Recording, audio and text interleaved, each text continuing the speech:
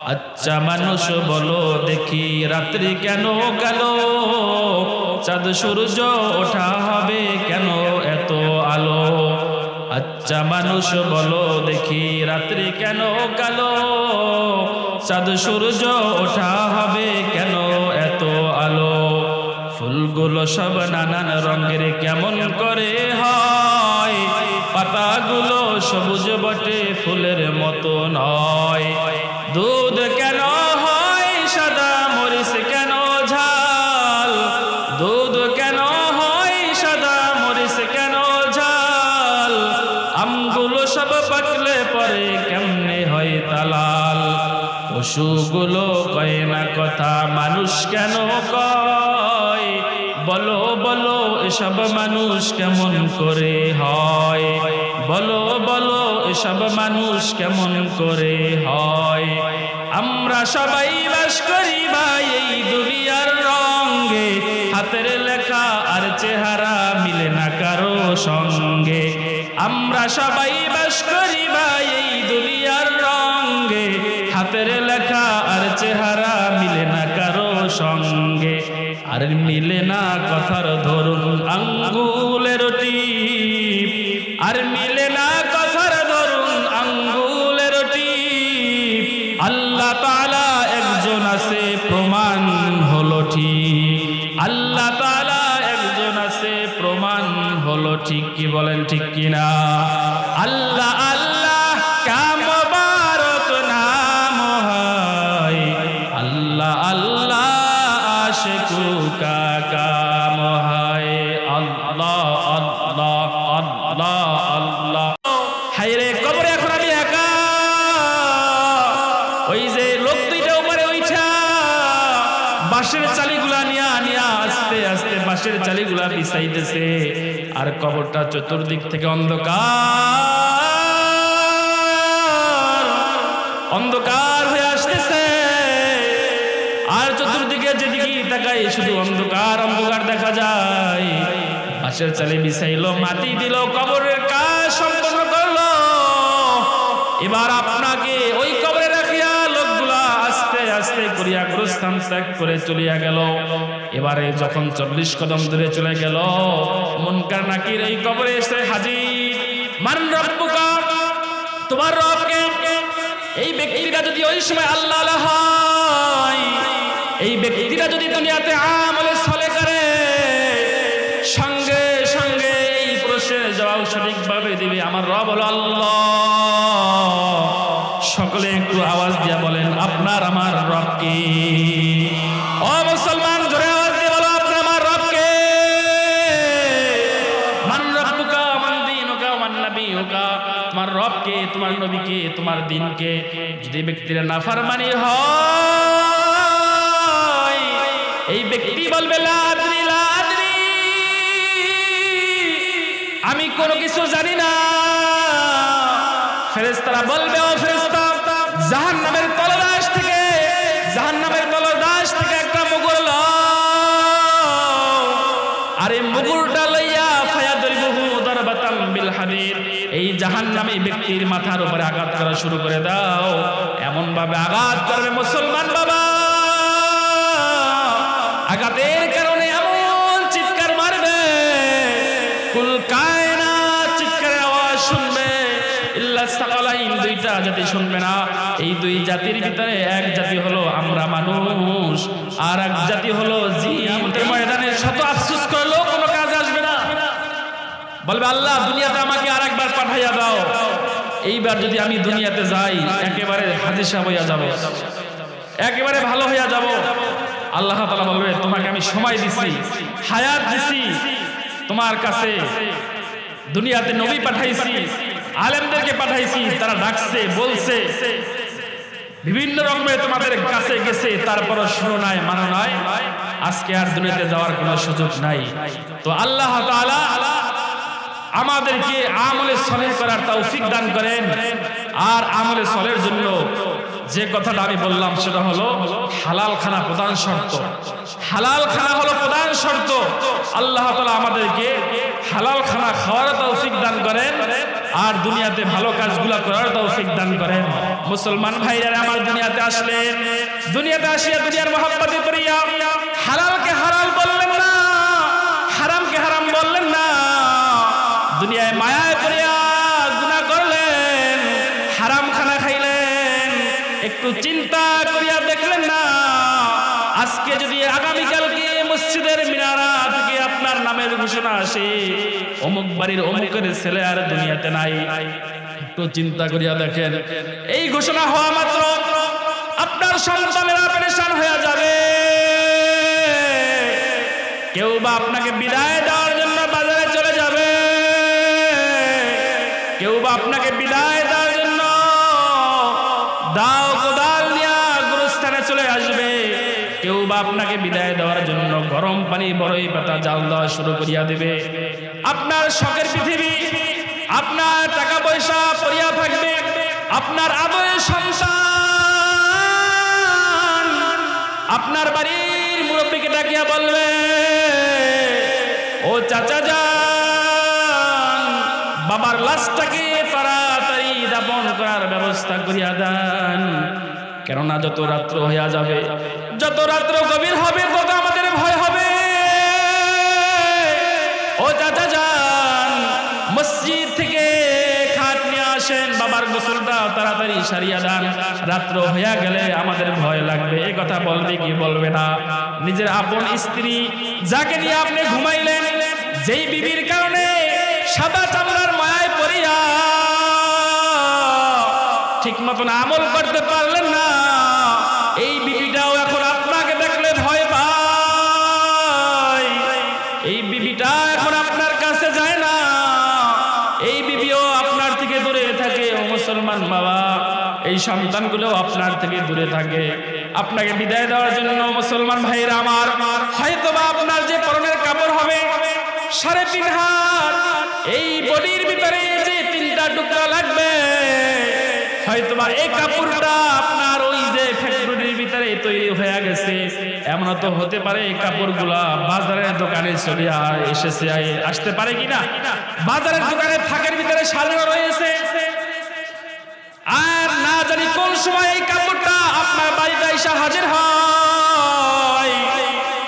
আপনাকে বিদায় দেওয়ার জন্য মসজিদের ইমাম সাহেবের কাছে কাপড় নিয়ে এসেছে, কাপড়টা কাটিয়া বাড়ির দিকে নিয়ে গেছে, আপনাকে বিদায় দেওয়ার জন্য ঘর থেকে নামাইয়া, শখের ঘর সারিয়া, বিল্ডিং সারিয়া, টাকা পয়সা সব সারিয়া আপনাকে ঘর থেকে নামাইয়া ওই যে আঙিনায় কিরানায় ফেলাইয়া রাখছে, আপনাকে গরম পানি দিয়া গোসল করাইলো, সাবান দিয়া আপনাকে ডললো, সাবান দিয়া গোসল করাইয়া আপনাকে পাক পবিত্র বানাইলো। এবার আপনাকে জানাজা দেওয়ার জন্য মুসলমান বাবারে আমার, আপনাকে ওই খাটের উপরে শোয়াইয়া ওই যে জানাজা নামাজ পড়ানোর জন্য, জানাজা নামাজ দেওয়ার জন্য পালকিটা খাটটা 4 জনে ধরিয়া জানাজা নামাজের দিকে রওনা দিল। আপনার আত্মাটা বের হয়ে গেছে, আপনার আত্মাটা সন্তানের কাছে দৌড়িয়া চলে গেল, আপনার সন্তানের কাছে বলে, সন্তান আমার, ও আমার আদরের সন্তান, আমি তো তোমার বাবা, এত নিষ্ঠুর কেমন করিয়া হও, কেমন করিয়া তুমি আমাকে বিদায় দেওয়ার জন্য পালকি নিয়ে এসেছো, আমি তো এই যে তোমার সম্মুখে দাঁড়ানো, কিন্তু আপনার কোনো কথার আওয়াজ আপনার এই সন্তান শুনে না, আপনার কথার কোনো জবাব আপনার সন্তানে দেয় না। মুসলমান বাবারে আমার, আপনার লাশটা নিয়ে জানাজা নামাজ পড়ানো হয়ে গেল, আপনাকে বিদায় দেওয়ার জন্য লোকগুলা জানাজা নামাজ শেষ করাইলো, জানাজা নামাজ শেষ করিয়া কিছু মানুষ আবার দৌড়ে আসলো, বলে ভাই জীবনের শেষ দেখাটা আমাকে দেখতে দাও, জীবনের শেষ দেখাটা আমি একবার দেখি আলো, কত চায়ের আড্ডা দোকানে বৈশা দিলাম, কত চা দোকানে বৈশা খাইলাম, কত রকমের আমোদ ফুর্তি দুনিয়াতে করলাম, আজকে আমার সঙ্গে দুনিয়াতে নাই। একটু চিন্তা করে দেখো রে বাবা, দিলটা নরম করিয়া দেখো, এই মাহফিলেও গত বছর এই এলাকার ভিতরে কত যুবক জীবিত ছিল, কত মুরব্বী জীবিত ছিল। আজকে মাহফিল ঠিকই চলতেছে, মাহফিলের কার্যক্রম ঠিকই চলে, কিন্তু আফসোস হলো ওই লোকগুলো আমাদের ভিতরে নাই। ওই লোকগুলো আজকে 3.5 হাত কবর, এই যে মাদ্রাসার পিছনে গোরস্থানে শায়িত। আগামী বছর তুমি বাসবার এই মাহফিল শুনবা, এই ঘ্রান্তি তোমাকে কে দিল? ও বাবা, জানাজা নামাজ শেষ করিয়া আপনার খাটটা নিয়া সমস্ত মানুষগুলা ওই যে গোরস্থানের দিকে ছুটল। আপনি এত রকম করিয়া লোকদেরকে ধরতেছেন, বুঝাইতেছেন, বাবা আমার লাশটা তোমরা ওই কবরে রাখিও না। আমি যে তোমাদের সঙ্গে এই যে আসছি, আমি তোমাদের সঙ্গে দাঁড়ানো, আপনার কোনো কথার আওয়াজ দেয় না, আপনার কোনো কথার জবাব দেয় না, কেননা আপনার আত্মার আওয়াজ দুনিয়ার কোনো মানুষ ওই সময় কেউই শুনে না।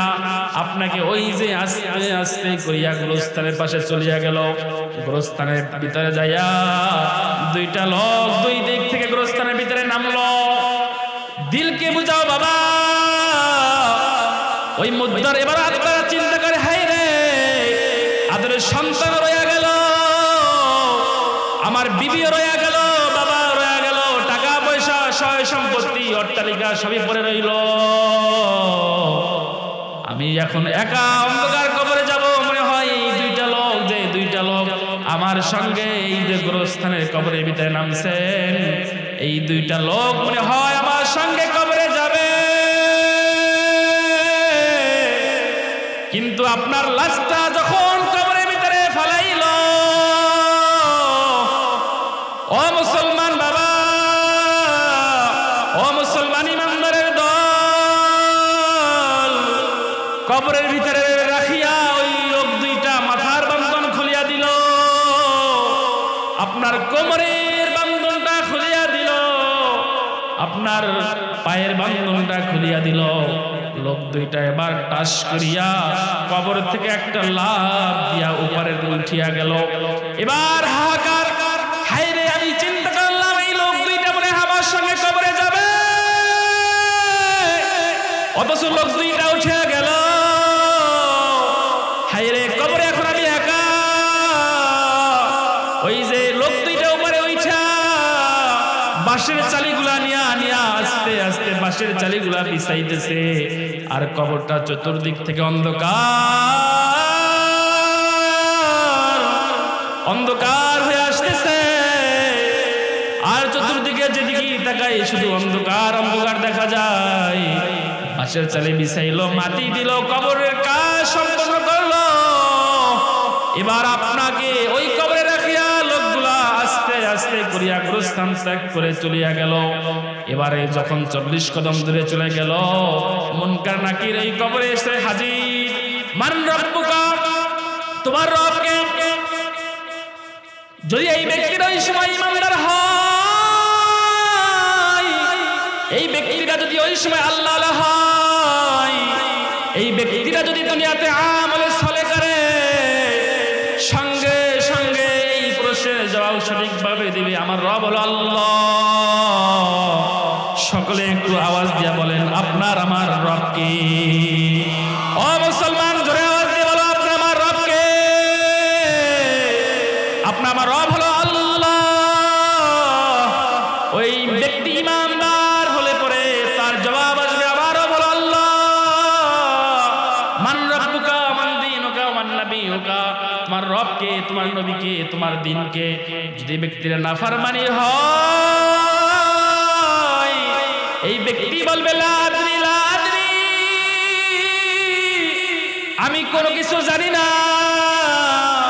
ফেরেশতারা বলবে, ও ফেরেশতা, জাহান্নামের তলদাস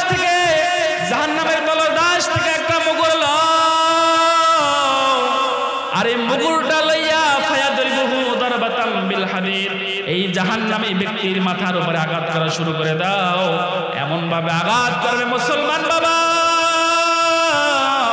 আঘাতের কারণে এমন চিৎকার মারবে, কুল কায়নাত চিৎকারের আওয়াজ শুনবে, ইল্লা সাকালাইন, দুইটা জাতি শুনবে না। এই দুই জাতির ভিতরে এক জাতি হলো আমরা মানুষ, আর এক জাতি হলো জিন জাতি। কেননা কাল কিয়ামতের ময়দানে আল্লাহ তাআলা রব্বুল আলামিন এই দুই জাতিকে কাঠগড়ায় দাঁড় করাবেন, আর পূর্ণাঙ্গ হিসাব নিকাশ দিতে হবে। এই জন্য এই দুই জাতি ব্যতীত যত মাখলুকাত আছে সমস্ত মাখলুকাত ওই গুরুস্থানের জাহান্নামের আওয়াজ শুনবে। এই জন্য অনেক সময় দেখবেন বাবা, গুরুস্থানের কাছে গরু বাঁধা থাকলে অনেক সময় দেখা যায় গরুগুলা অনেক সময় দেখা যায় লাফালাফি শুরু করে দেয়, অনেক সময় গরু এই দিক থেকে ওই দিক ছোটাছুটি করে দেয়। বুজুর্গরা হযরতরা বলে এই গরু ইচ্ছা করিয়া এদিক ওই দিক গরু দেয় না, এই গরু ওই যে জাহান্নামে ব্যক্তি কবরের ভিতরে তাকে জাহান্নামের শাস্তি দেওয়া হতেছে, জাহান্নামের আযাব ভোগ করতেছে। এই জাহান্নামের আযাবের কারণে সইতে না পারিয়া এই গরুটা এই দিক থেকে ওই দিক দৌড় দিয়া যায়। কিন্তু আফসোস হলো আমরা এই কবরের আওয়াজ শুনতে পাই না।